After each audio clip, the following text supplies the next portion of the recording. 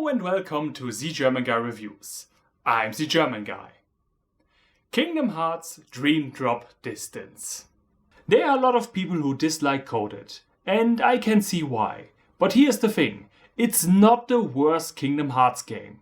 I would actually call it the best spin-off. Not to say that it's the best from the not mainline titles, far from it. No, what I mean, Coded does what a spin-off game is actually supposed to do. You play a story that has some connection to the main plot, but it can be overall ignored. Which is the complete opposite of what the series has done all this time so far, forcing you to search in all corners of the earth for the last remaining puzzle piece. Where am I going with this? Well, I don't really like Dream Drop Distance. And not because the entire game is bad. As a matter of fact, it's pretty good. It does its job well and is not that much different from the other Kingdom Hearts games. It's something near the end that completely and absolutely pisses me off. But until we actually get there, we are just going to have fun as usual. So fasten your seatbelt, kids. This is Kingdom Hearts, a retrospective.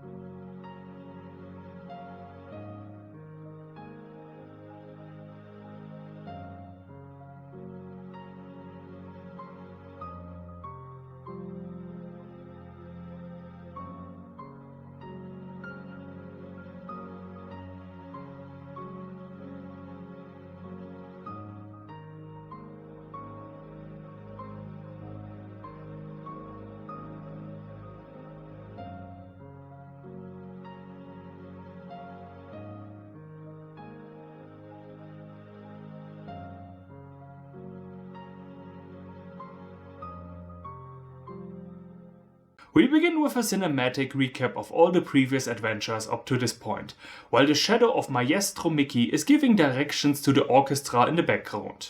Or, considering that he has a Sorcerer's Apprentice outfit on, he is the true puppet master of all the death and destruction in the series. And he doesn't even know it! This is what clumsiness gets you. Millions of worlds destroyed because he was stupid and could not leave his paws from Yensid's black magic book. I think I could even be onto something, because as the song progresses and gets more intense, the more our dear vermin friend gets pushed around. I also love this title screen with Sora and Riku passing by each other. It looks so silly to me for some reason, like something that you would put into the intro sequence of a spoof movie. Oh! We begin the story in the laboratory of Ansem the Wise. As you recall, I hope, Xehanort took over Terra's body. This happened after a brutal battle with Terra's soul still fighting him, and another one with Aqua. Xehanort, or as he is known among fans, Terranort. Oh, I didn't know Steven Universe and the Crystal Gems were also bought by Disney. Lost his memory and decided to become a scientist for Ansem to study the secrets of the heart with him. Man, if Xehanort had ended up in the care of a baker's man, the scourge that would later befall the universe would be even more silly. And tasty. This new Xehanort lost his memories but not his evil nature, and so he and other students began performing unethical experiments, which led to the rebelling students losing their hearts and to the creation of all their nobodies. So let me get this straight. All of Ansem's students happen to have an ironclad will? Man, I guess the guy only hires people with a science degree and have one at Wipeout. This of course had an effect on Terranort as well and led to the creation of Ansem, Seeker of Darkness, the only Heartless to this date that is not just a cancer cell gone rogue, but with a mind, and Xemnas, the nobody and founder of the Nobody Club Organization 13. Not to be confused with the Organized 13. They are a self-help group for people with OCD. We then switch over to Riku and Sora in the original Kingdom Hearts 1 outfits, talking about the likelihood of the raft they built taking them far away from Destiny Island. They sail to the open sea and then encounter Ursula, who is still a bit upset that we stopped her conquering the world. Twice. Well, maybe you shouldn't have done the exact same plan the second time around. Even Dovenschmierz, the walking talking embodiment of failure, has a different idea each time. Barry the Platypus. I see you and your little friends have arrived in time to see my Heartlessinator. It turns anyone I don't like into a Heartless. What's a Heartless, you say? Well, it all started when I was at the grocery store the other day. What? Why are you looking at me like that? Evil scientists have to eat too, you know. Anyway, I was standing in line. There was a lady in front of me just standing there, and it was fine when there was still a line, but then the line moved up and she was still talking with someone else and just wouldn't keep going in the line. I mean, how rude is that? And you know, what am I supposed to do? Confront her about it? I'm not going to do that, so I just ended up leaving the store without my groceries.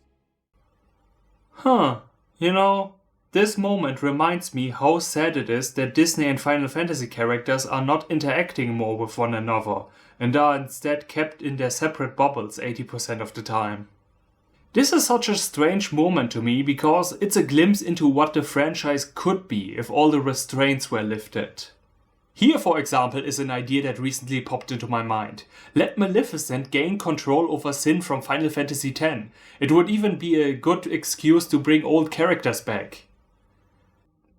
Did I just say I want Tidus back? What is wrong with me? I'm just so thirsty for creative ideas, you guys, that's all. Anyway, suddenly we get swept away by the storm, but don't worry, the two are not actually in danger. At least for now, as we return to Yen Sid's tower. The story of Dream Drop Distance takes place right after Kingdom Hearts 2. The letter we received at the end was a message by King Mickey to inform us that we have to come here as quickly as possible. Yen Sid, yet again being our endlessly chatty exposition dump wizard, explains to us why it is necessary for us to become even stronger. He tells us about Xehanort, who was a gifted Keyblade wielder, but who was obsessed with a single question, finding out what the essence of the heart is. To find an answer to this question, he believed, he has to restart the Keyblade War. The Great Wizard goes on explaining that Riku and Sora have to be ready for his coming return. We may have seen a lot of battles and are pretty good self-taught fighters, but that won't be enough, and so we must become Keyblade Masters. Officially, that is. Oh yeah, so that Phil has one more thing where he can tell us that we are close but not quite there yet. But I have to ask, if we succeed, do we get like a certificate or something, signed by Walt Disney himself? To become Masters, we have to undergo the Mark of Mastery, like Aqua and Terra before us. But don't think all we have to do is to punch a few dark energy balls and fight with one another. Oh no, the standards have risen, my friends. The mighty magician tells us that he will send us to a special place. In order to defeat Xehanort, we will need every bit of help we can get, which means we have to bring back Aqua, Ventus and Terra. But since one of them is hidden and asleep, the other trapped in the realm of darkness, and the third possessed by Lord Evil Man himself, the two guys will have to learn how to get rid of these nasty complications and set them free. To do this, they will need to receive a great power.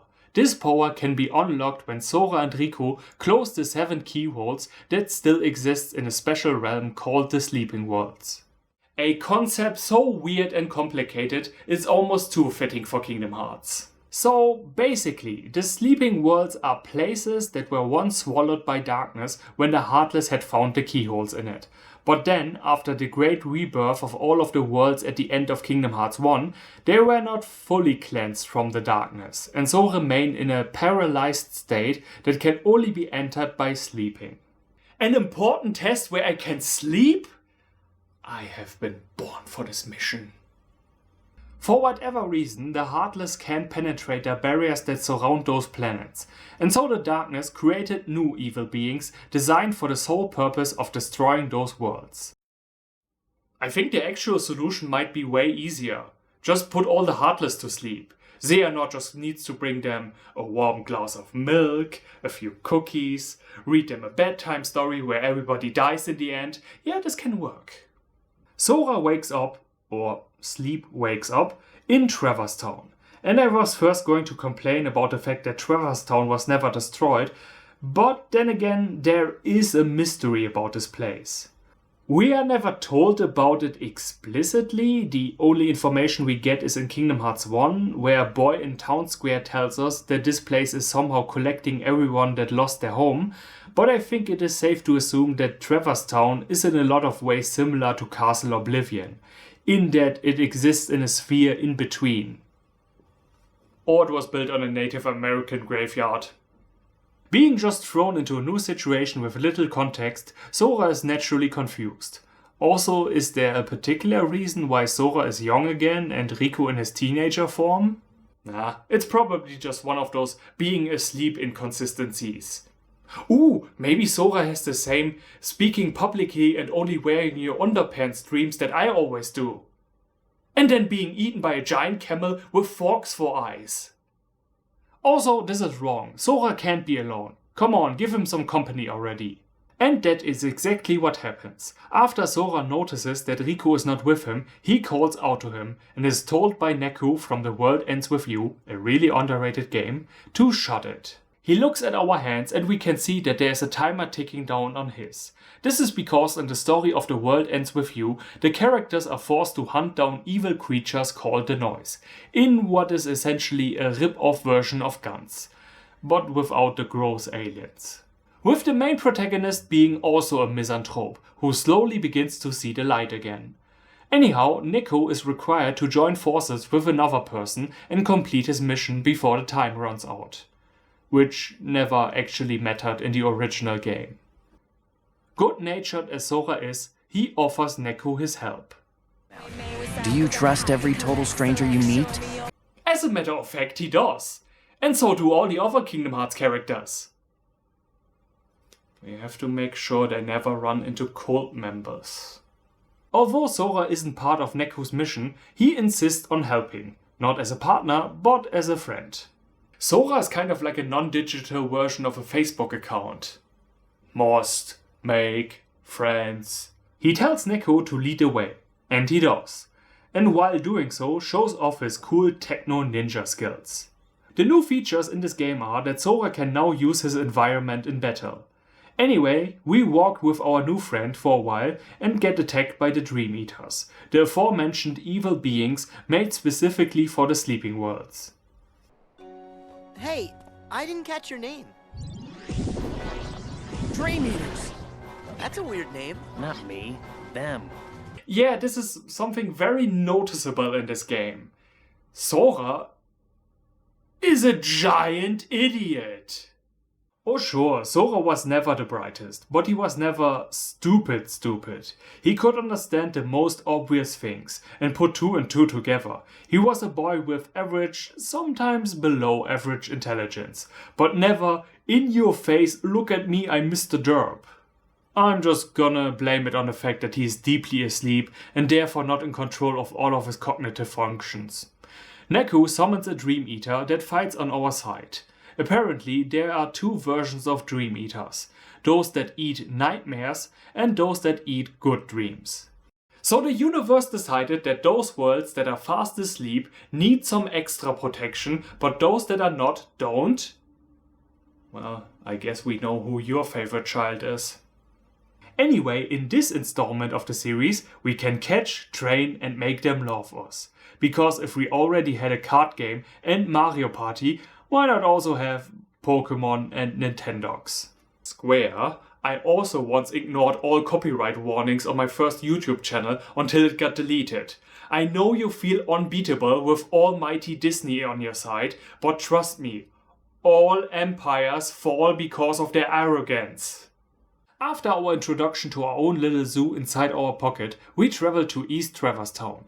A man in a black hood appears, to whom Neku led us to on purpose, because they made a deal. But he begins to defend us when it becomes obvious that a mysterious person wants to hurt Sora. The aspiring Keyblade wielder tries to join the battle but gets dizzy all of a sudden and falls down. The next instant we are in the shoes of Riku. Just like Birth by Sleep before, we play with multiple characters. With the difference that we have no control over when we switch to another character. True, we can just switch back when it happens, but it feels kind of like as if there's a little kobold on your shoulder going. Riku is assessing the situation, but gets interrupted in his thoughts by Joshua, another person from The World Ends With You and winner of the award for Most Punchable Arrogant Asshat. Joshua says that he is impressed with us, since we came to this world without a portal. Riku asks what he means, and he explains that this world and subsequently all worlds that we are going to visit have 2 copies. Meaning, while we are touring around in this Traverse Town, Sora is in another. So, were there always 2 copies, or is it depending on how many people visit the waking world? Joshua tells us he has a little errand for us. We need to find a girl named Rhyme. If we do that for him, he will lead us to the portal that leads to Sora's version of Twilight Town. The mysterious boy that seems to have superhuman powers teaches us how to control Dream Eaters. After he has done so, we are in the pleasant position of meeting a guy named Beat, who is the brother of Rhyme. And their parents are phonograph and record player. Beat, being the even dumber version of Sora, believed a man in a black coat when he told him that Joshua is responsible for the current entrapment of his sister and him, so he sends a couple of Dream Eaters at us. We fight them off and Beat gives up, saying he only wanted to protect the one person that matters most to him, a feeling Riku says he knows all too well.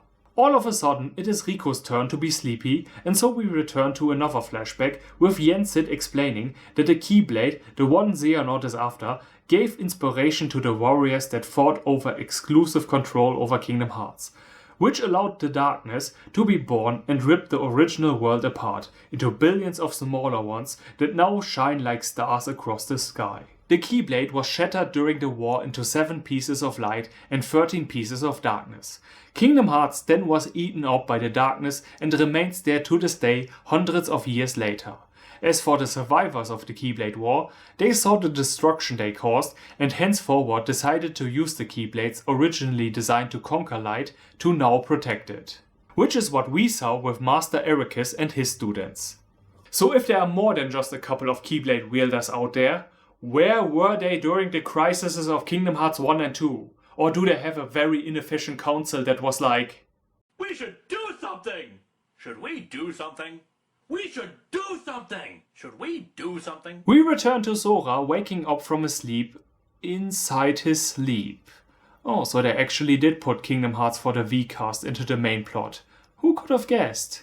But I think that's enough for one day. Tune in next time when we find out what Joshua's deal is. And if Riku is going to brag about being faster than us once again.